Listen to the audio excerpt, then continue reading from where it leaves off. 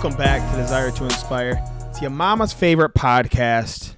What's going on, man? What's good, baby? What is good? And I just realized that all of my fucking notes that I took for this episode are not in my hand right now. Sick, dude. We'll do them next episode. How you living, man?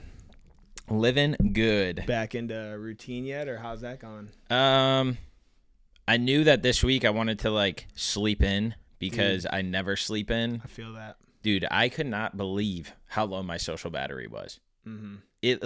I've never been that exhausted or tired, but I did my daily drive-by on somewhat of this topic, but I was like, you know what, this week, I never let myself sleep in. I haven't for a year and a half. What does sleeping in look like to you? 6:30 or 7. Okay, yeah. And so I was like, you know what, let me just take this whole week to do that, but I'm still checking the boxes. I'm still getting things done. They're just on different time schedules. And to be honest, I fucking hate it, but I know that I need it. And so we're just riding it out, man. We're seeing what the life of a non-structured person looks like. Still getting it done, though. Still getting it done. Exhausted is the perfect word for what I feel this week. We drove back Monday. Shout out to the Melendezes one more time. But we drove back on Monday, and I was like, I'm not running 6 miles today. I don't have it in me. Yeah. I got food, and I just laid in bed. I didn't even unpack. I didn't do anything. The next morning, ran. Wednesday, wake up, and it's pouring. Actually, it said there was supposed to be no rain. So I'm like, fuck yeah. I get up, dude, 4:45, get dressed for 9 miles of speed work, open the patio door, and it was like the sky. It literally adds up to thunder, and it just started to pour. I'm like, no. Not today. Laid back down. I was like, it's still going to be cool because it's been raining all week. So I'm like, fuck it. I'm running after work. So fucking fatigued. And so the next day I'm like, I have 9 more miles. I have to do it after work again because I don't have it in me. And yesterday, dude, was probably the worst that I felt after a workout in the longest time. I cramped up walking to my car. I sat down and had to get back out of the car because my feet were tightened up. My toes fucking curled. And not in a good way. And I'm like, what the fuck is going on? So same thing, dude. I've just been sleeping in. Yeah. And even today, I was like, I have 6 miles technically. I was like, I think I have to push them. And so I texted my coach. She's like, my whole week's fucked up because of the rain. Take today off. I have actual pushes in my long run, which is 18 tomorrow. Ooh. She's like, you should be fresh for that, and then do the 6 as a recovery on Sunday. Do them slow. I'm like, all right, thank God. Yeah. I was self-inducing a recovery day, but it feels better to be endorsed by the coach. Yes, that always makes it better. And that's the thing that I learned about freaking Ironman training is some days it's just about checking a box and maybe not checking the box. Because again, I mean, life happens, but as long as you're putting some initiative, for instance, an hour and a half bike ride, if I can only get 45 minutes, I made sure that those 45 minutes were intentional. And I checked the box in my head being okay, at least I showed up today. Yep. Because a lot of people, if they feel that way, or if they don't think oh, I can get this full workout in, I'm not going to do it, then they just completely let it go. And then you lose a whole day of progress instead of just implementing 15, 20, 30 minutes of whatever said workout is. And I think that's the approach that people got to take in life is dude, even if you can't show up per the schedule, per the plan, per the routine, do something. Mm-hmm. That keeps that initiative, that snowball rolling, because that's how strides happen in life. That's how success happens, and that's the whole narrative of how we push this DTI mission is look, some days are going to be easier than others. Some days you're going to be able to do it and not do it. But again, are you consistently good over occasionally great? Like Nick Bear says, I will reference that because that has to be the mindset in life. You're not going to show up fully for your job all the time. You're not going to show up fully for your relationship all the time. But again, how do you intentfully or how do you with intent show up and at least give a little bit of effort so that way you don't just let a whole day go to the wayside? Yeah, 100%. I got a little lift in first one of the week. So I was I feel good about moving my body. As I was in that lift, my coach backed up my idea to take a recovery day. So I'm all right, I feel good. Yeah. We always say to listen to our bodies, but it's harder to do, especially right now. I'm in the thick of training. Mm-hmm. I can't afford to listen to it right now, but I don't think I would have been able to finish 18 if I did 6 today. Yeah. Yeah, that's some miles. And you're talking about the weather, and we're both sitting here in hoodies right now because it literally went from summer to like fall weather. Bro, rain can go any fucking day now. Yeah. And then Mandy's like, oh, it's supposed to rain. I'm like, today and tomorrow, no. She's like, oh, hell yeah, we're getting through it. I said, no, because then it rains from Sunday to Sunday. Yeah, it's crazy. But I don't know what's going on. we got some good football weather today, baby. We do. I was like, thank God it's not raining tonight. Yeah. So we're I've been going pissed. We're going to watch the Panthers-Browns preseason game this evening. We actually might get some decent play. Did you see? Yeah. Sanders are starting. All the Panthers are starting the game. Yep. I was like, okay. But it's because they don't got a lot of good players. So I know, they gotta... but at least like it's going to give us something. Yeah. Because the fact that they don't have good players means that the backups are even worse. Yeah, that's facts. No, I'm excited, too, that we get to see fucking Sanders start. I want to see what this guy literally is was like, about, if he baby. goes off, we could say we were at his first NFL game ever. Yeah. And even if he doesn't, we'll see. It's so wild to see the narratives that people are putting out on social media. They're like, the reason they're doing this is to back what the owner's saying of like he didn't want him and this and that. And if he does bad, then it just plays the chess move in their hand. I'm like, dude, leave this fucking dude alone. And I hope he goes off tonight. And he's literally a kid, dude. Like, let the guy live. Who cares if it is influenced by his dad? Let him live his life, bro. Yeah, it's wild to see what social media spins. Because then there'll be something completely on the opposite side of how he's going to be a great quarterback and this and that, and everybody's going to regret always, dude, not picking him. So that's the thing is, if he goes off, like if he ends up being a superstar, everybody's going to backtrack so fucking quick. Yeah, so quick. Sponsor time. You guys know the deal. Here at DTI, we want to help people live a healthier, happier lifestyle. We're excited to partner with First Form because their mission is to impact one person's life a day. First Form gives us the capabilities to help you guys reach and achieve the goals you set forth. Utilize First Form through their supplement or their merchandise to live a more active lifestyle, putting yourself first and prioritizing the things that are important. Try First Form today with the link below. Back to the show.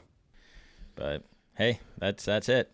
Speaking of social media, I want to try and start talking about more like relevant topics that are going on in the world and just like in life, not centered around fully health and wellness, because again, like ours is all about lifestyle. So I feel like we can cover the A to Z categories of whatever's popular and whatever's going on right now that's relevant to like life.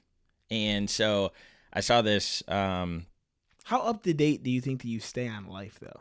Because I feel like I have my pockets of things that I follow very intensely, and everything else is just kind of background noise to me. I have put great emphasis on only following accounts and things that support what I like to see. So It could be motivational things. It could be podcasts that talk about like current topics that are important. So I might not like directly go out and search for it, but the people that I listen to and follow at least like touch on it. Yeah, are talking about it because again, they have the stature of Yeah. bigger podcasts, bigger communities, bigger whatever. And so if they're talking about it, then it's probably pretty relevant to what other people are talking about. And I've noticed this ever since we started putting an emphasis on like thumbnails and stuff like that. Dude, you go to any big person, the next one, like somebody starts it and then 90 people copy it. And then somebody starts it again and 90 people copy it because, again, it's a relevant topic. So I would say I put a little bit more focus on it within the last like 4 months. Okay. I just know I get stuck in my own world a lot. Yeah. And like the little bit of time that I do have for things goes towards the amount of times that I'll just lay down and watch someone run and work out is actually absurd. Like Mandy has to be like, what is wrong with you? Like this is all you do, and then you just come. She told me that she thinks 75% of what I talk about is right. And she said she was being generous with that. She's like, it's either about like a run you have coming up, how you felt after this run, what you're about to eat before this run. I'm like, yeah, that's what I'm fucking doing, dude. That's your identity. Not good or bad. Would you rather me talk about hot dogs? Nope. Because that's what we're afraid is becoming her identity. Yeah, that's tough. Yeah, when you start getting hot dog gifts. Dude, and she was like, I need to start telling people I hate hot dogs. But anyway, let's get into your topic. So, I was scrolling social media the other day and I saw a side-by-side of RFK Jr. and Trump sitting at a conference. And the reason I'm talking about this and bringing this up is not to pick sides or to have people fucking go off about bringing up those two names since they're controversial in this world. But it was a very interesting topic. And I like what RFK is doing and trying to make America healthy again and make America put a focus on the citizens and their overall health and improving it. And so while I usually don't stop at political things, I heard him talk about what Indonesia has been doing. And a lot of the facts and data points are on my phone, but I think I remember the bulk of it. But starting in 1990, Indonesia put an emphasis on trying to extend the lifespan of their citizens by making better decisions, giving them more access to things, etc. Did they have a short lifespan? I don't know what. Because I don't know like a lot of what Indonesia was like historically. Yeah. Or what it's like today, to be honest. I don't know what it was like. I don't think it was like the worst. I don't think it was the best. But what I do know is they extended female life from 1990 when they started implementing these things to right now. They've extended the female life 8 years, and they've extended the male life 9 years. Damn. And so there is no other country or anything that has ever seen that amount of growth. That doesn't seem like a lot of time, but it's a lot of time. That's a lot of time, dude. Almost a full decade put back on your life. And so it's wild because when he started to break it down, what Indonesia is doing is they just released an app that gives people, citizens, access to their health data, which just seems like it should be a no-brainer that we should have access to it. But what this means is, when every time you go to the doctor and you got to fill out the clipboard and stuff like that, why isn't that already uploaded into our platform or into our profile? But isn't it now? Like, can't you go on like whoever your primary care is and see that? Yeah, but then you go to another primary care, then they got to send that over, and then they got to send this over. And so it's like follows them everywhere, basically. Follows them everywhere. Okay. It's almost like a social media platform, but like your profile is your profile. Obviously, it's private. But the cool thing about this is this profile not only tells you where your health markers are in terms of like diabetes and illnesses that you have, but it also stays up to date with your BMI, your cholesterol, your step count, your all these different things. And it implements these factors like steps to be like, hey, walk X amount of steps so that way you can substitute a BMI of X amount. And so now it's giving them targeted things, but they take it a step further and they incentivize people. If you're doing these things, we will pay you. Or if you're doing those things, you will get this reward, whatever the reward is. The second best thing that they started doing was they incentivized people to not eat processed foods. So they will literally pay their citizens to not eat processed foods. And if they eat Can't them... they just make like the cost of non-processed foods cheaper? Like, wouldn't that also be a way to get them to do it? Like, drop the cost of non-processed and up the cost of processed. And maybe just tax them differently. Yeah, maybe they have. But they don't want people buying processed foods. And so they incentivize them to not buy it. And then if they do buy those foods, they somehow like make it affect them. I don't know what it is. It could be more money. I have no idea. Somebody comes by and breaks their fucking kneecap.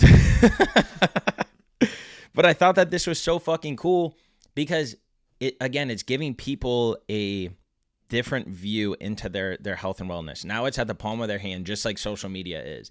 And so if you can put a focus on these things, which seems like it should be second nature, this shouldn't seem like a revolutionary thing. But it clearly is because they're almost giving a decade more of life to everybody that lives in that fucking country. We can't dive into it, but I know what this sounds like to me.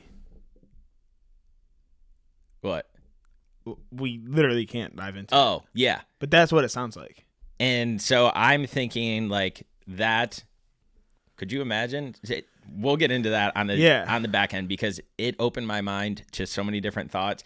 You guys will know. It is one mine day. too. I've got fucking wheels turning over here. So I look at this and I'm like, okay, so if gamifying anything, like just make it a game, make it something you're trying to achieve, make it a reward, and people are way more likely to do it. Yes.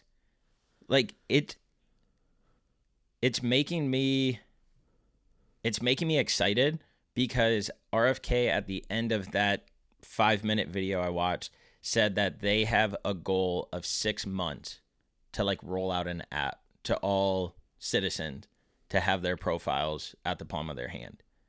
And so again, don't think of this like, oh, the Cleveland Clinic has my clinic or whatever. No, like this is everything in one database that you can take from doctor to doctor. But again, it's giving you updates, it's giving you alerts, it's giving you recommendations, it's giving you all these things to be able to live a happier, healthier lifestyle. Yeah. And it's giving people an incentive to not fucking put the Doritos in their bag, to not put the Coca-Cola in their basket, to not fucking get the fried food or the...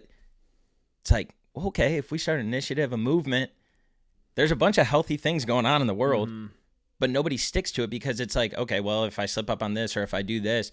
And so I just think it's cool that if they can do this in 6 months and give us all a platform that gives us our biometrics, our health metrics, all of these things, like it'll tell you your blood type. We were just talking this weekend how 30-year-olds don't even know their blood type. And by 30-year-olds, I'm talking about myself and some of our friends. I only knew because I was in the military. Yeah. So I had to know. I had to wear it around my neck. Yeah. And so it's just, I don't know. I would love to see where this would take it. And if somebody told me that, hey, we're going to give you this tool and it's going to help not only your life, but everybody you love live longer, dude, I would fucking... Yeah.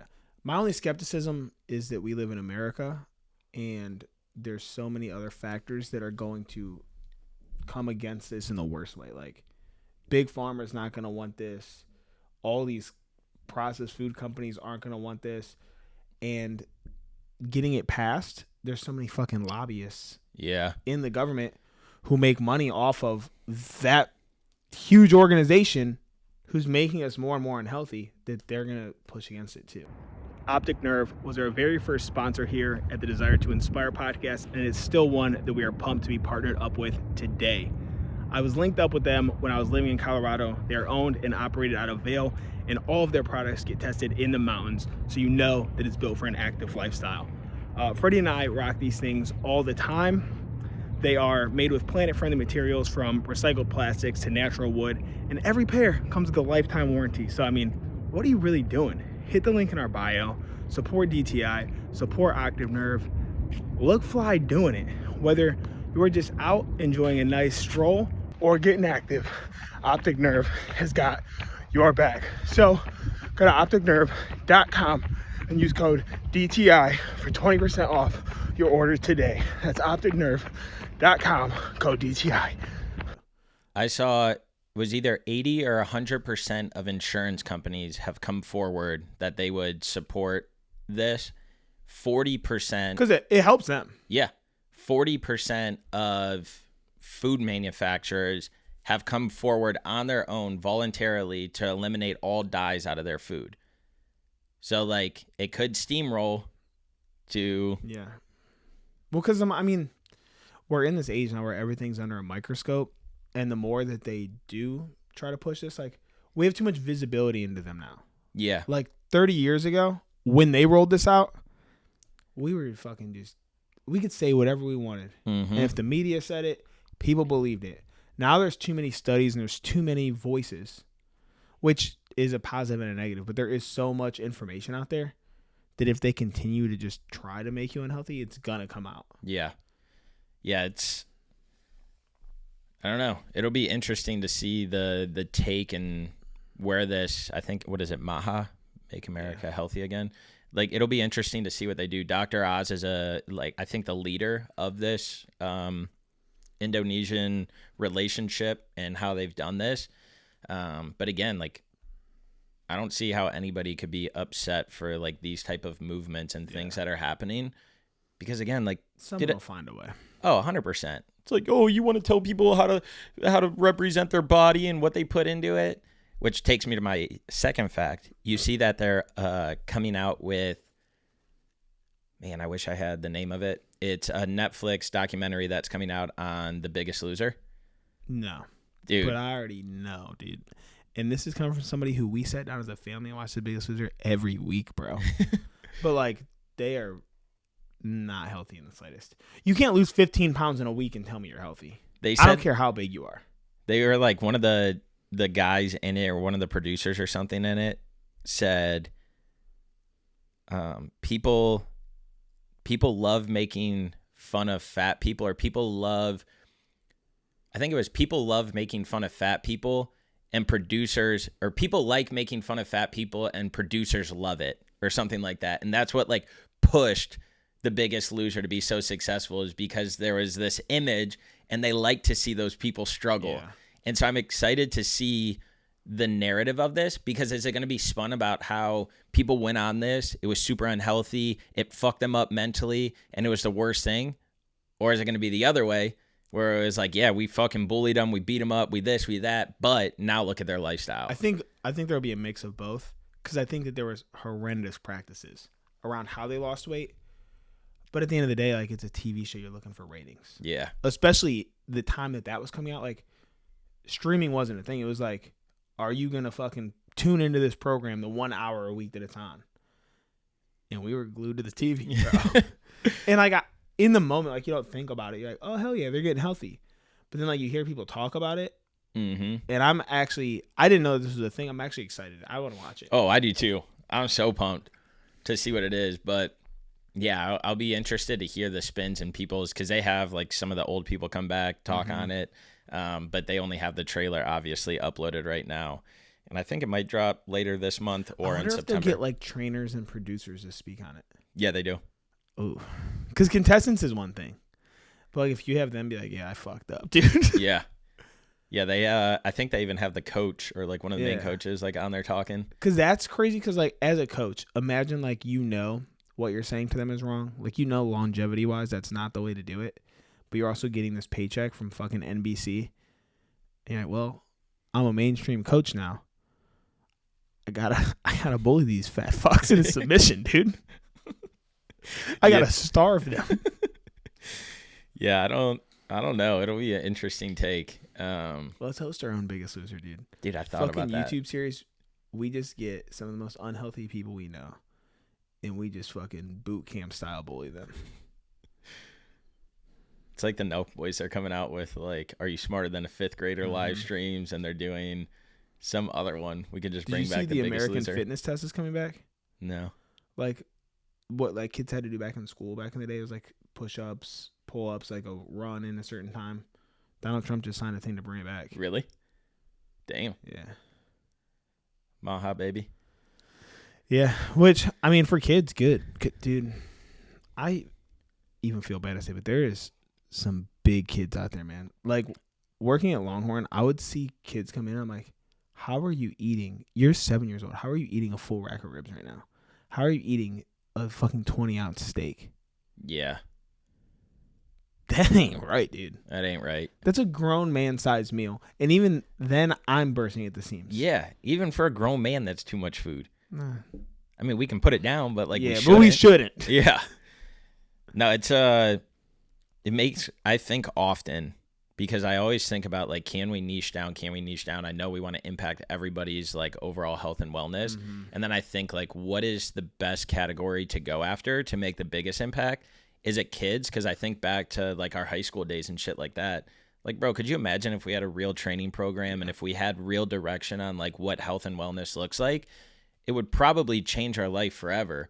But like, there is schools that have it. Like, we unfortunately came from, which then it would just be that type of community. Because there is bigger schools out there who have strength and conditioning coaches. Yeah. They know what the fuck they're doing. We just come from a underprivileged place. Yeah. Which could be its own niche in itself. Yeah. So we have that angle. And then it's like, well, no, let's get people that just graduated college and are starting to have kids. And it's like, and then it's like, let's go after the 40 and above year olds, because we want them to start living a happier, healthier lifestyle. And so I just like, I think often, because each one of those buckets plays such a critical role. Like, if we get in somebody's lifestyle early, they would hopefully continue those habits and see the vision. If we get somebody's here, then there's benefits, because when they get older, they'll be healthier. I would argue that our age to about 40 is probably the sweet spot, because they're having kids, or they have young kids already who are going to be influenced by them getting healthier. their parents are still young enough, they can help them get healthier. Like, I think that they have the biggest outside effect. Yeah. Because if you get a 40-year-old dad healthier, their kids are in turn going to be healthier. They're not just going to continue to feed their kids shit if they're now eating healthy and they're working out. Like, the whole family's going to get more active. Yeah. I think the more you focus on, like, the leader of the household, the more it turns everybody around. Yeah.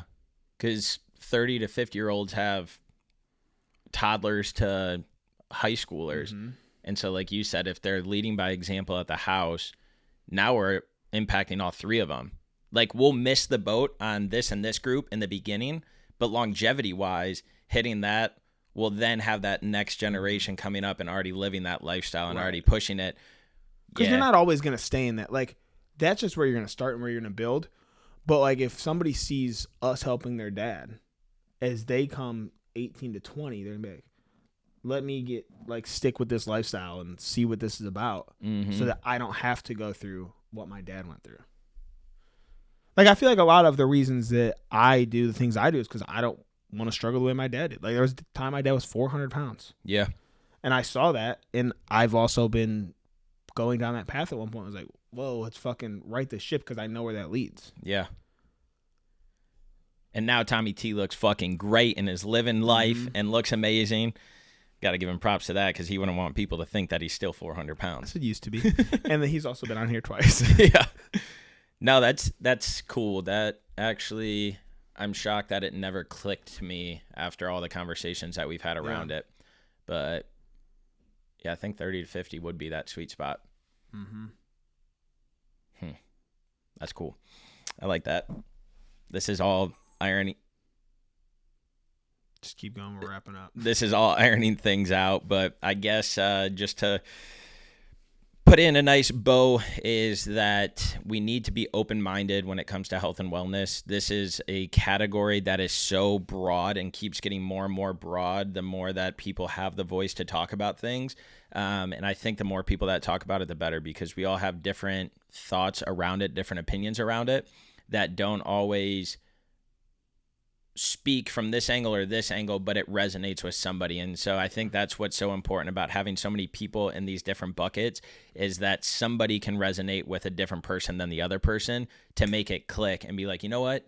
I now see this side, because there's people out there that will automatically dismiss when they see Trump and RFK Jr. up there talking about this, like, fuck them. But when you actually listen to the context of that and you actually hear we can expand lifespan by a decade, this and that, like, that's impactful stuff. And that's something that, like, not only will help us, but it'll help our parents. It'll help our kids that come up. And so how can we continuously, like, spread this message of living that healthier, happier lifestyle and just continue to push forward and move forward with it? And so whatever that is, or whoever it is that you're listening towards, or whatever you're following in life, just, like, start thinking in ways of how can I be a better person? How can I make better decisions? Because it's not just for me, it's for everything else and everyone else around me that I care about, that I love. And when you start unlocking those little things, life truly starts changing, and then you can go in the trajectory and path that you want to in life. But that's all we got for y'all today. Have the desire to inspire. Kiss your mama, and we'll talk to you next week. It's on. Peace.